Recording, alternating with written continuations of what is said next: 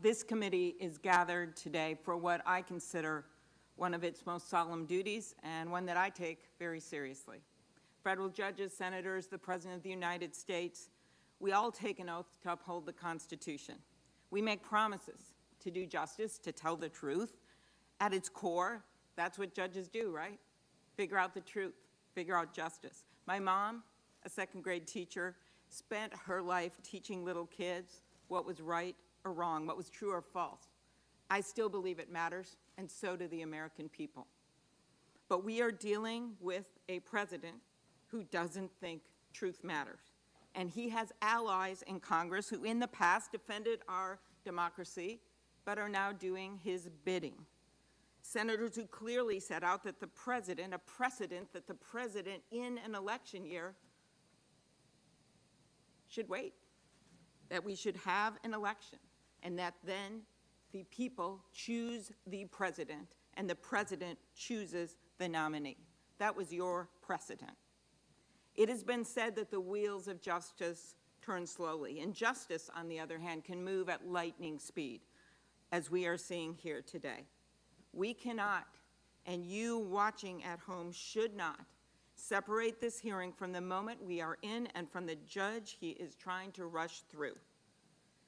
To respond to Senator Cruz, this isn't a rush to justice. This is a rush to put in a justice whose views are known and who will have a profound impact on your life. And yes, these policies that the court decides, they matter. Where you can go to school, who you can marry, decisions you can make about your own body, and yes, your health care. The president knows this. We have a president who has refused to commit to a peaceful transfer of power after an election. Every candidate does that, but not this guy.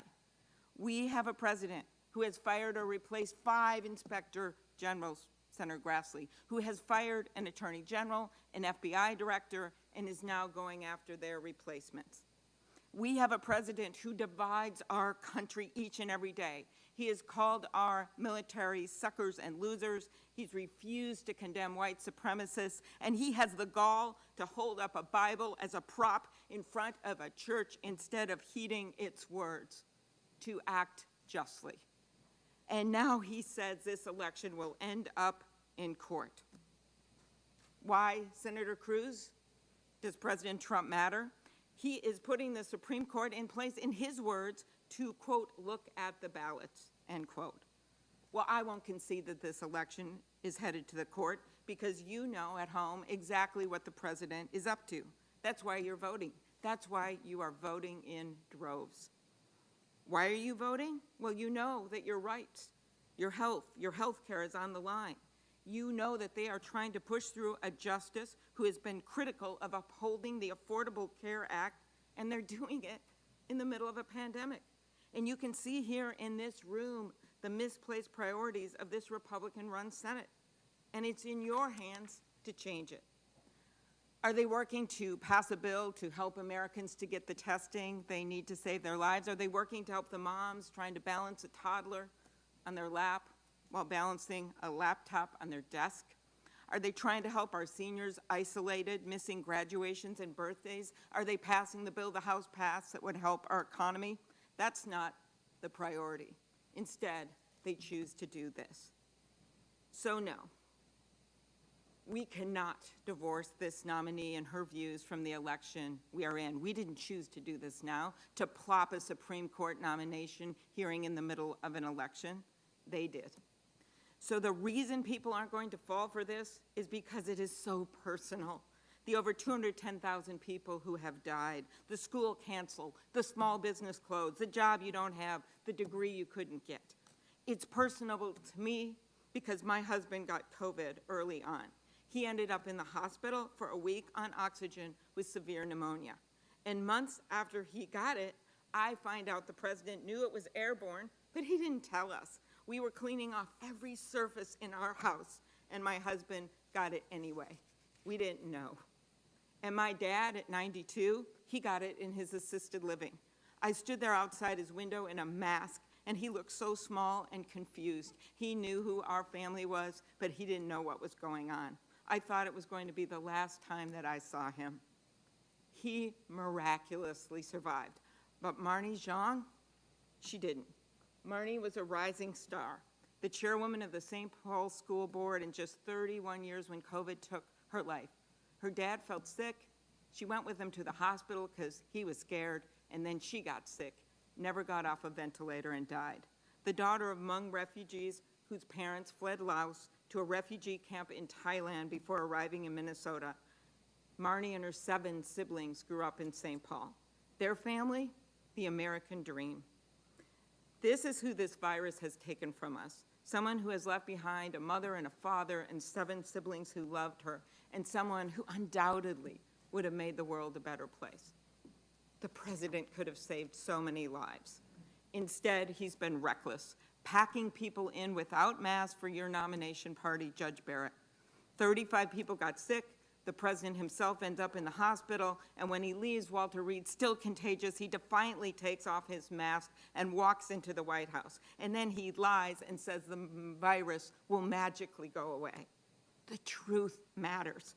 And the truth is, America, that this judicial nominee has made her views so clear, and this president is trying to put her in a position of power to make decisions about your lives. The Affordable Care Act protects you from getting kicked off of your insurance. That's on the line. The president has been trying to get rid of Obamacare since he got in power. John McCain went in and stopped it with that big thumbs down. Then they went and brought a case to the U.S. Supreme Court, and they're now trying to stack the deck against you right now. The last time this was before the court in a big way was when Justice Roberts, not exactly a blazing liberal, voted the same as Justice Ginsburg to uphold the Affordable Care Act. And this nominee, she criticized him. America, this is about you. It's about these 2 girls up here, Evelyn and Mariah, identical twins from Cambridge, Minnesota, honor roll students, star athletes. They play in the softball team. One's a pitcher, one's a catcher. They also play basketball. One of them got severe diabetes when she was very young. Doesn't matter which one, the pitcher, the catcher, they both deserve good health care. They get that with one stroke of a pen, one judge can decide if millions of Americans, including their family, would lose their insurance. One judge can decide if millions of Americans can lose their right to keep their kids on their insurance until they're 26 years old. One judge can decide that if seniors' prescription drugs, which already are too high, could soar even higher.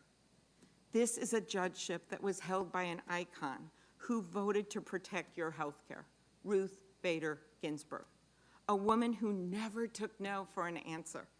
When they told her a girl shouldn't go to law school, she graduated first in her class. And when they told her a man should argue landmark equal protection cases because maybe they'd have a better chance of winning, she did it herself, and she won. She never gave up. She had her own hashtag well into her 80s, the notorious RBG. And her last fervent wish was that a new president, the winner of this election, would pick her replacement. When you look at her opinions, you realize she wasn't just writing for today, she was writing for tomorrow. To the women of America, we have come so far, and in the name of RBG, we should not go backwards. As the rabbi said at Justice Ginsburg's memorial in the Capitol, her dissents, her strong words when she would disagree with the Republican-appointed justices, her words were never cries of defeat. They were blueprints for the future. So to all Americans, this hearing, whatever these guys try to do, whatever you hear from me, it will not be a cry of defeat. It will instead be our blueprint for the future. Yes, Judge, I think this hearing is a sham. I think it shows real messed up priorities from the Republican Party. But I am here to do my job, to tell the truth. To all Americans, we don't have some clever procedural way to stop this sham, to stop them from rushing through a nominee, but we have a secret weapon that they don't have.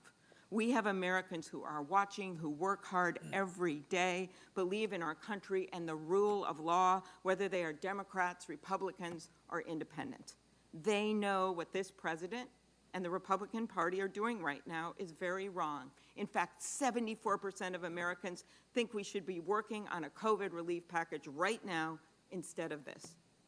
Let me tell you a political secret. I doubt that it will be a brilliant cross-examination that's going to change this judge's trajectory this week. No, it is you. It is you calling Republican senators and telling them enough is enough, telling them it is personal, telling them they have their priorities wrong. So do it.